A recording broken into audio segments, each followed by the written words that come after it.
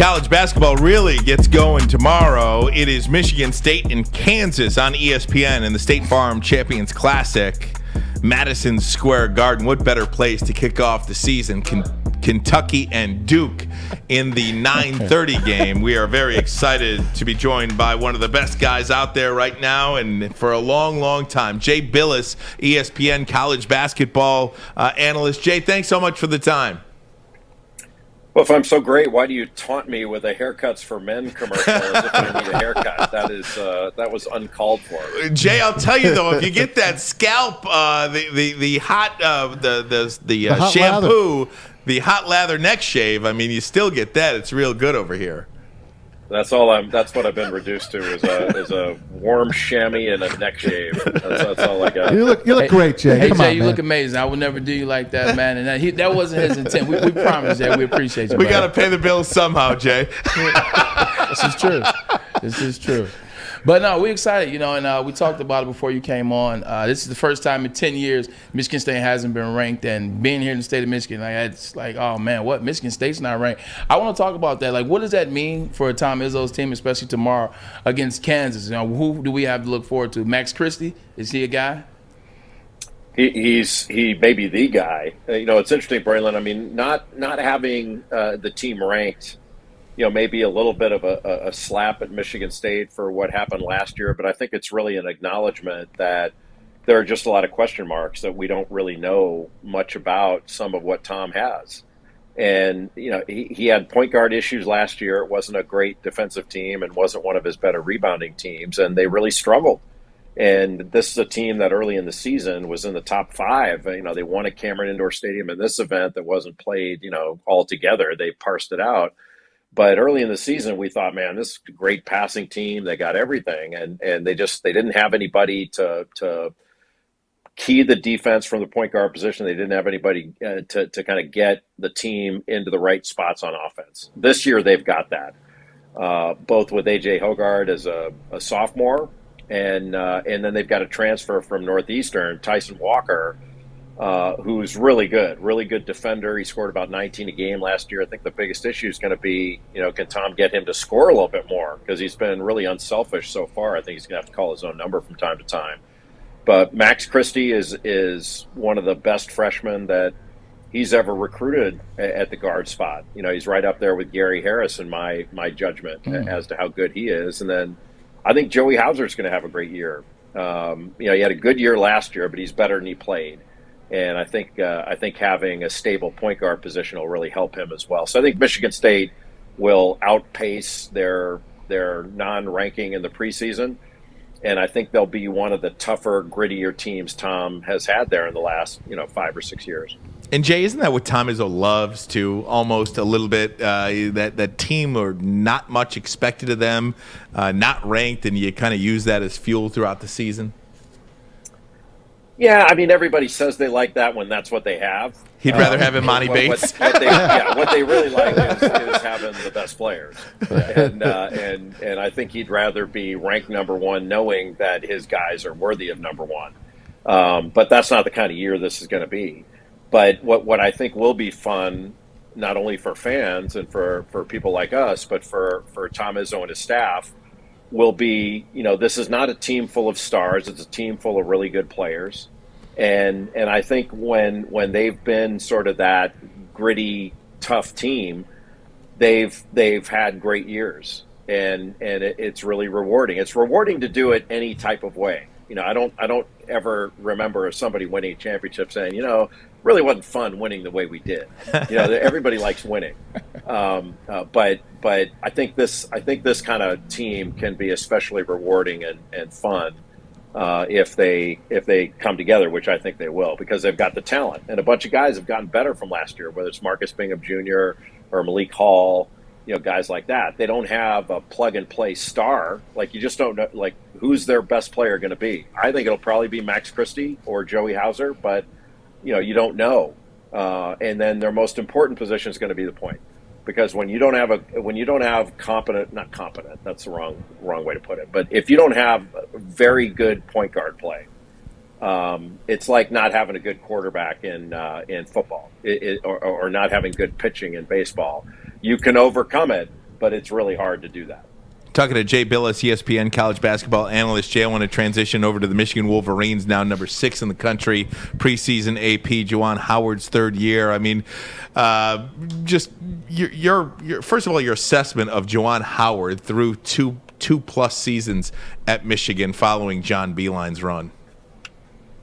Well, Juwan is not only a great basketball man, he's a great person, and has proven that whether he was a player in college, professionally, when he coached in the pros, and then has coached in college. And one of the great things for me about watching Juwan and others like him have great success in college coming from the NBA is that it sort of puts an end to this narrative. I don't know how it starts, that college coaches can't coach in the NBA, or NBA coaches can't coach in college, or all that, like college coaches can't coach in the NFL or vice versa.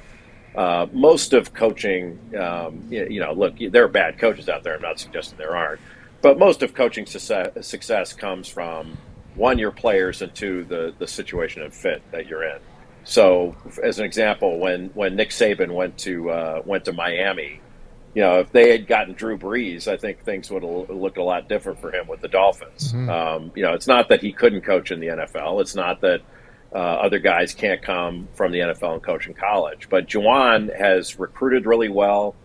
He's built a really good culture. He's got the number 1 recruiting class coming in next year. He's got a top 5 recruiting class there now with Caleb Houston leading the way. And they play really well. Like, if Isaiah Livers hadn't got hurt last year, that was a Final Four team that could have busted in and maybe made it to the championship game. I don't think anybody would have beaten, anybody outside of Baylor would have beaten Gonzaga, and I don't think anybody out of Gonzaga could have beaten Baylor. But they would have been a Final Four team, in my opinion, if Livers were healthy.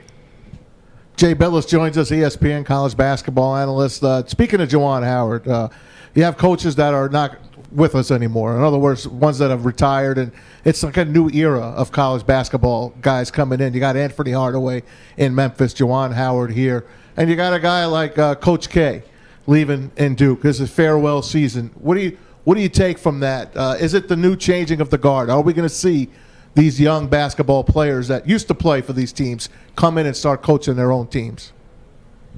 Yeah, it's just kind of the way of the world, man. I mean, when I was a kid, I grew up in Los Angeles, and I think I was in 5th or 6th grade when John Wooden retired. And he was 65 years old. I thought he was the oldest man that had ever lived. Yes. And now guys are coaching into their mid-70s. Coach K is 75. He's 10 years older than Wooden was. And he seems as young now as he was 10 years ago. I know he could still do this if he wanted to, but I think he's looking at his family going, my wife deserves a little bit of a break here. We should hang out with our grandkids and do some other things. He thinks it's time. So, look, I mean, I think we're going to miss Coach K a lot. I know I will. But at the same time, you kind of want to acknowledge this is kind of the way it is. And, look, football did just fine without Bear Bryant and John McKay and all these guys. We miss them. Yep. But everybody rolled on, and I'm sure the world will end after this show ends. But they're not going to miss the rest of us. And I think when Roy Williams just retired, I just saw him the other day, and I remember after spending some time with them, leaving there going, God, I'm really going to miss him. But then I went to Carolina's practice. I watched him practice, and we kind of do move on to the next thing. Yeah. And the beauty of this to me is, the game's going to move on to the next thing. But Roy Williams and Coach K are going to move on to the next thing in their lives too. And that's why they're doing this, so that they can move on to the next thing.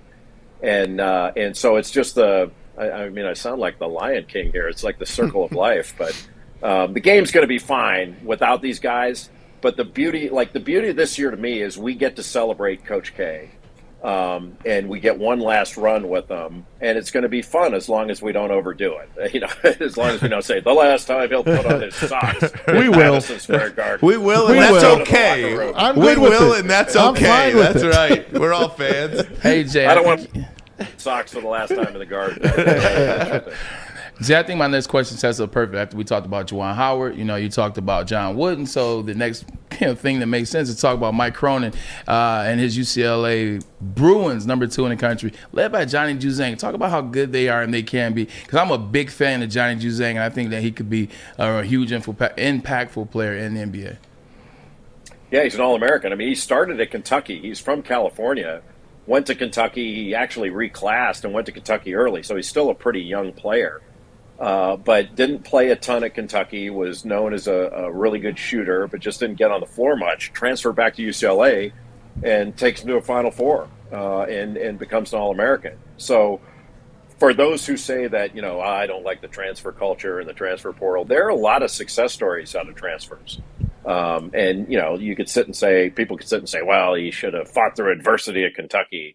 There are different ways to do this. UCLA's got everybody back, and they added to everybody coming back with a high school All-American named Peyton Watson.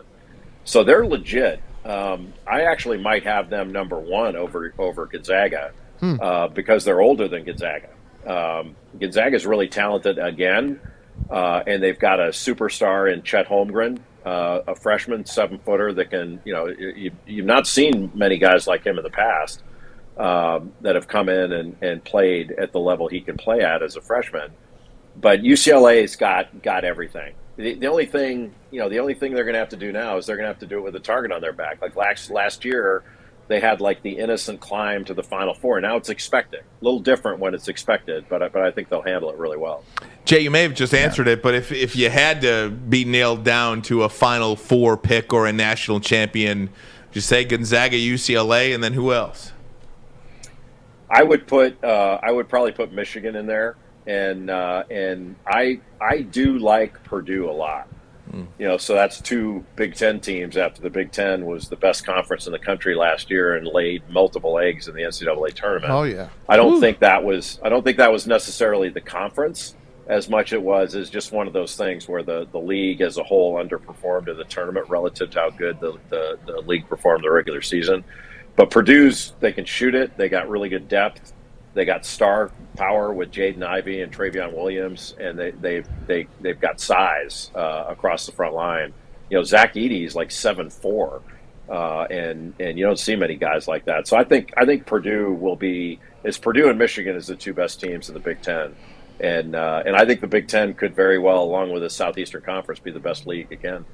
Hey, Jay, last thing before we let you go. Thanks a million for coming on, as always. But absolutely. I want to give a shout-out to our favorite, Dickie V, Coach V, fighting it out, beating cancer, beating its ass. And I just wanted to make sure you tell them that this boys from Detroit, give them their best. We love them. I appreciate you saying that. We'll definitely do that. We're going to miss Dick this week in New York. He's getting his cancer treatments right now. He's got lymphoma. And while, he's 82 years old, any cancer diagnosis is bad news. But the good news among the bad is that it's a 90% cure rate. There's no surgery involved for Dick Vitale, and it's chemotherapy, which is difficult. And but he's soldiering on, and he's keeping his spirits up. And I know the well wishes mean a lot to him, especially when they come from Motown. He has a special place in his heart for Detroit and the University of Detroit and the Pistons, even though they gave him the Ziggy. Hey, it led to his next career, right? It led to his best career. Hey, Jay, we can't thank you enough for this. And next time you're in Ann Arbor, perhaps it's probably the closest you'll be to us. Yeah. Maybe we'll send a car. You can come get a hot lather next year. Yeah. There you go. That'd be great. My bottom of my neck and my back are getting a little hairy. Tell me about it. We'll take you to Zingerman's. We'll take you to Zingerman's. Tell me about it. The shirt stops the hair, but I can keep Jay. going. Thank you, guys. Thanks, Jay. All right, we'll be watching tonight ESPN, Kansas and Michigan State, Kentucky and Duke. Jay Tomorrow Bilas, it ESPN. starts.